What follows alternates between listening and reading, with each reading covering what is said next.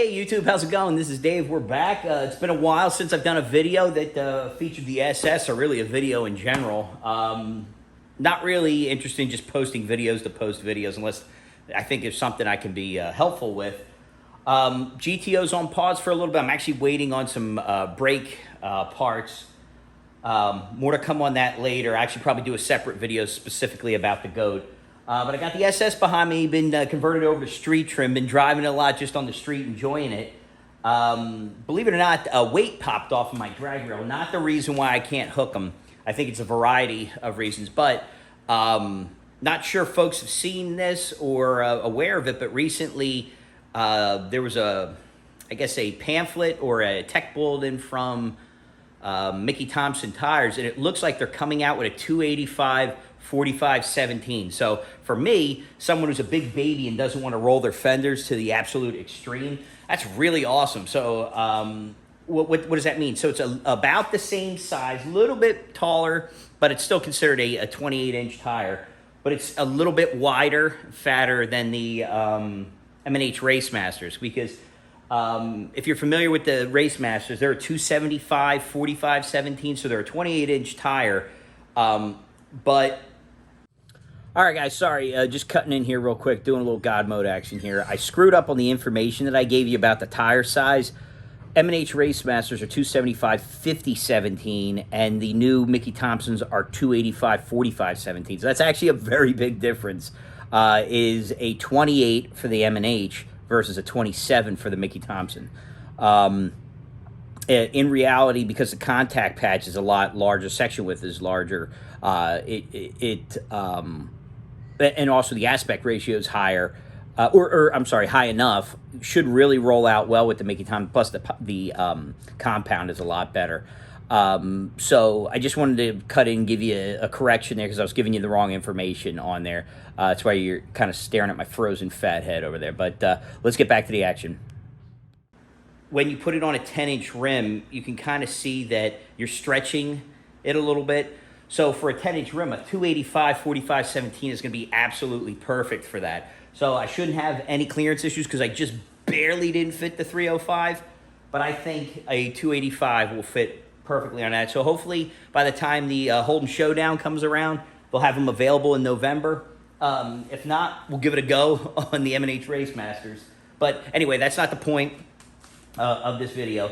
I know you guys like to do burnouts. I do. Here's a few.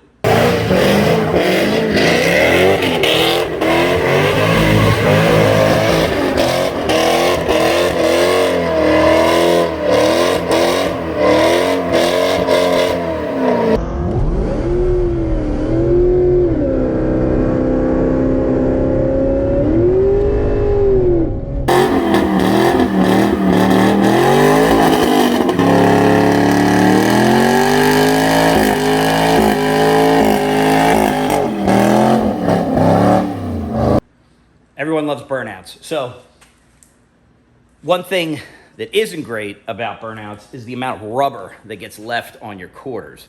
I'm really bad with this. I should do better with this, but I don't. And there is quite a bit of rubber still on the quarters. So I want to clean it off. But I mean, there's a couple ways you could attack it. You could be psychotic, just go after it with a screwdriver. And I got one, real nice busted up one right here. This will do a tremendous amount of damage. You should be committed if you do something like that. Or you could go after it with, some pretty harsh chemicals. I'm going to try something that's been out for a while. I'm going to just go off screen for a second here. I picked this up. Mother's polishes and other cleaners have always been very good to me. So I'm giving this a shot. It's a Mother's Speed Foaming Bug and Tar Remover. And I'll get the camera set off over on the side there so we can see what we're doing. We're going to give it a shot. I have no idea how well this is going to work, but hopefully it'll get this rubber off. And I got at least 3 nice microfiber towels, brand new, because I don't want to be spreading it all over the place. But we're going to go through the instructions, pretty straightforward, and see how well it does. So let me go get the camera set up close to the where the damaged area is, and let's see how well it works. So we're set up back here, back behind the driver's side rear wheel here. I don't know how well, I got my light here to shine on a little bit. I don't know how well you can see it, but you can see it like right in this area here. There's a lot of rubber in here. I'm kind of dumb, but we're gonna see if we can get this off, because this is really squished in. This from doing big fat burnouts and not getting it cleaned off. So hopefully you can see it. You can kind of see it. So you can kind of see it in this area here. I got the door open. Mainly because there's no good solution to the 15,000 degrees that it is out this last week. I mean, right now it's 99 out. So, not sure if you're in a cooler climate. Awesome. If you got to work outside in this crap, God bless you. Probably getting blown out now with the light on me, but it is absolutely insane outside. Luckily, I got a little bit of air coming out now, but you're gonna hear me sweating. Yes, you're going to hear me sweating. I'm that fat that you'll hear me sweating. But let me get the camera in a decent position. That feels like it's pretty good, so you can see what's going on. Let me see if I can tilt it a little bit more. That should be good. Oh, and you can see where the paint came off right here.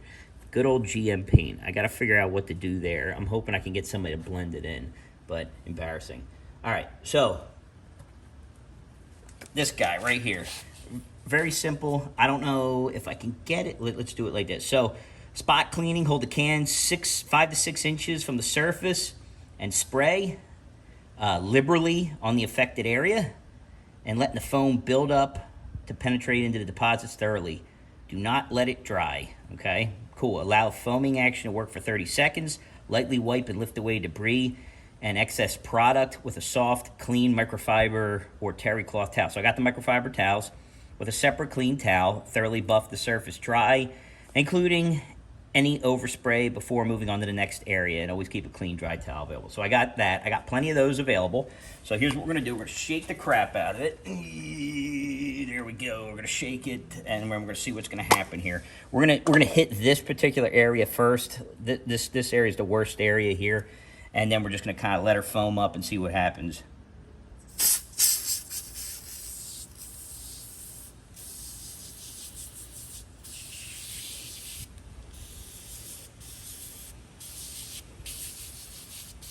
Okay. How this is going here. I'm gonna show you what I'm gonna do. I got a towel like this. What I'm probably gonna do, whoops, somebody's firing their car, is I'm gonna go kind of at the end here, start at one end, get it on my finger, kind of like wrapped up decent enough, because I'm not gonna put a ton of pressure on it. Just kind of wrap it around so I got a little something going on here. And this is kind of running off, so let's see if we can get it going, see what happens.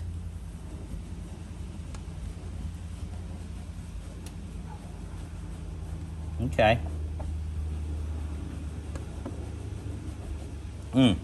That's interesting. Okay, so this stuff, it's definitely coming off.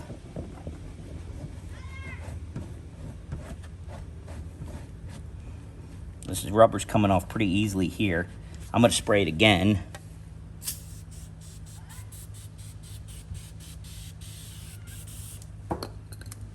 Just keep rotating.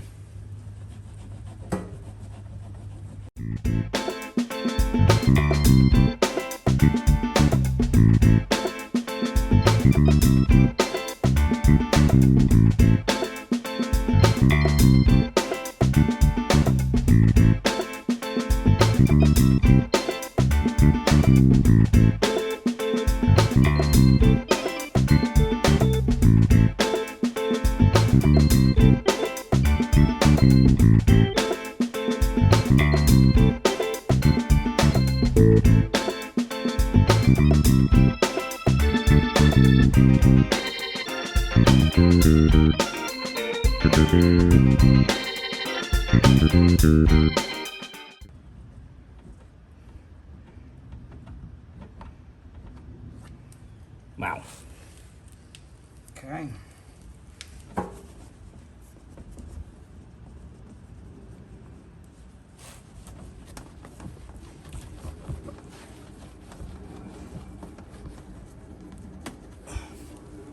That is pretty cool.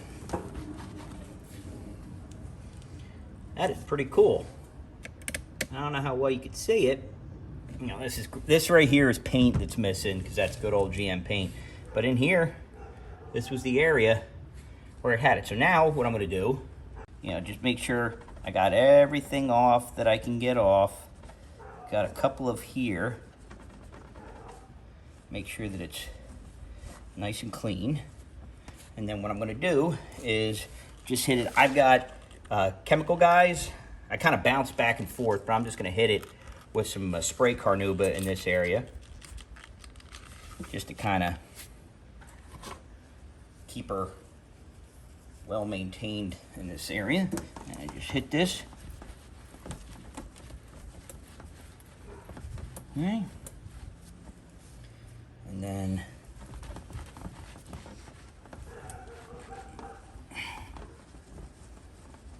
all right. And frankly, I'm pretty damn happy with this. I mean, you can still see there's a couple of spots. Oh, that's actually dirt on the floor. Look at that. It's rubber that was on the floor. And I got a little bit of rubber still under here that I would have to take care of. But overall, guys, very happy with it. This worked really well. No scratches. And I sped it up a little bit for you so that it wasn't, you know, as monotonous.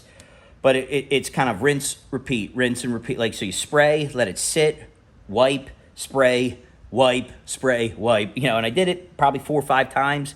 But it definitely works. You know, and it cleans up real nice. Throw a little wax on there after you're done. Very happy with it, guys. You know, 2 thumbs up if I had 2 thumbs if I wasn't holding the camera. But, yeah. That's it. Definitely recommend it. Let me see if I can find a container around here somewhere. So, ooh, there we go. So, Mother's Speed Foaming Bug and Tar Remover. Works really well. I'm pretty damn happy with it. So, you can pick it up at AutoZone or probably Advanced Auto Parts. I just happen to get it at AutoZone. So, real simple one for today, for at least this episode. I just wanted to show you what I do for general maintenance. I don't, you know, I do wash and wax the car quite a bit. I don't take care of it as well as some other people do. Some people are obsessive with it. I drive the car. Nah, that's a lie too, because it's only got like 12,000 miles on it. But I enjoy the car, and you get to see pretty soon some more autocrossing. I'm going to be doing a lot of autocrossing this summer, and one more thing I did want to talk about. All right, so one last thing for this episode before I let you go. I mentioned I wanted to talk about like one more thing, and I don't have it. It's actually sitting up on the shelf up there. But I got so actually first, you remember I upped the boost this summer and spring rather, and so now I got a 9.1 lower. Roughly, it's a 906, I think, is what the DSX pulley is, and a 250 upper. Right, so we're sitting somewhere around 15.5 pounds of boost. In or around there. I think that's part of the reason why, you know, combination of lowering the car and still using the fairly small tire, really not taking the car to the track enough to kind of dial it in. But, you know, I'm trying to put a lot to the ground on a fairly small tire. So that's why I'm excited about the Mickey Thompson. But I mentioned I got a Boost District heat exchanger. And I'm going to give that a shot. You gotta move a few things around, like the washer reservoir, and I'm going to probably go after something like the Camaro one to go in the place of this one, because it comes down, it goes out in front, so it takes up a lot of room.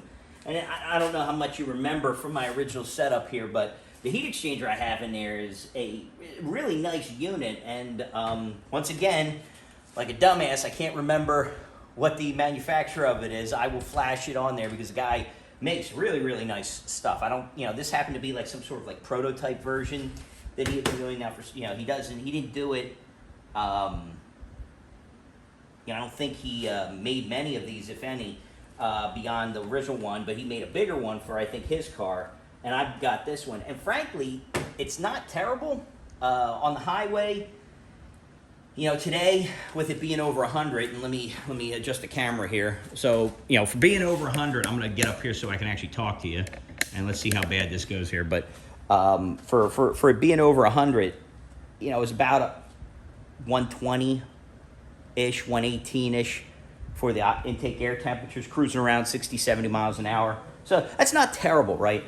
Where I had the problem was even before I went up on boost, when I was doing autocross and hot lapping, and I'll be the first one to tell you, it's dumb, you know, autocrossing a boosted car, right? There's guys with ZL1s that do it, but my guess is they aren't as, I'm not going to say this is max effort. This is not even close to max effort, but not as hopped up as this one is. And the LSA was built lower compression. So, the cooling system, I won't say is better, but like a stock ZL1 doesn't make anywhere near what this is making.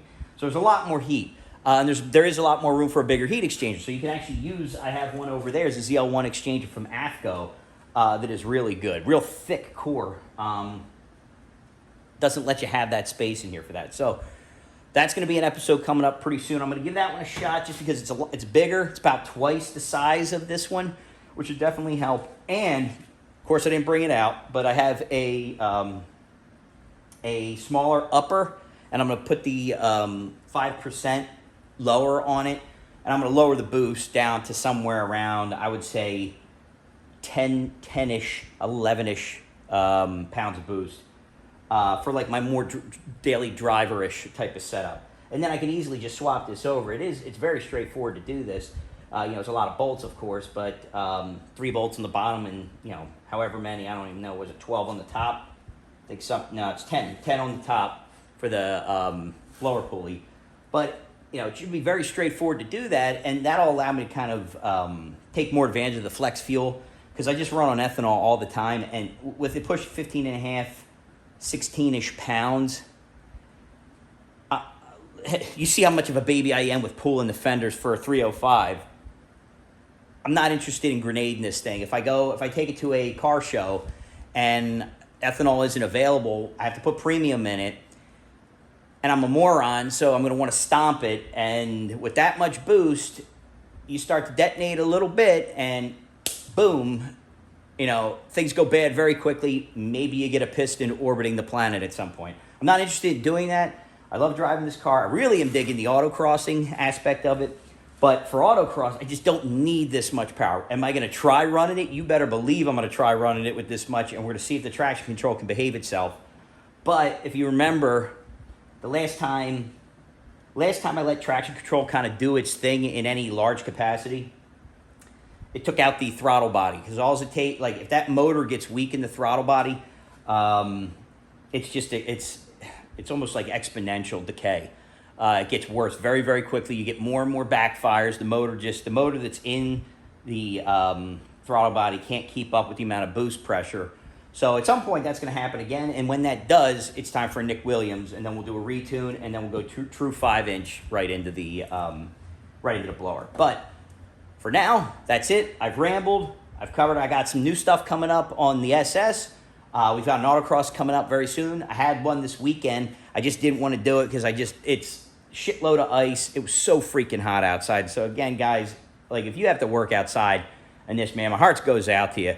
I'm a fat dude who works in an office, right, most of the time. So I'm lucky in that regard. But if you're out there working in this heat, take care of yourself. And we'll have more with GTO content, SS content, going to start showing up here more often, guys. So I appreciate you watching. We'll talk to you real soon, and take care.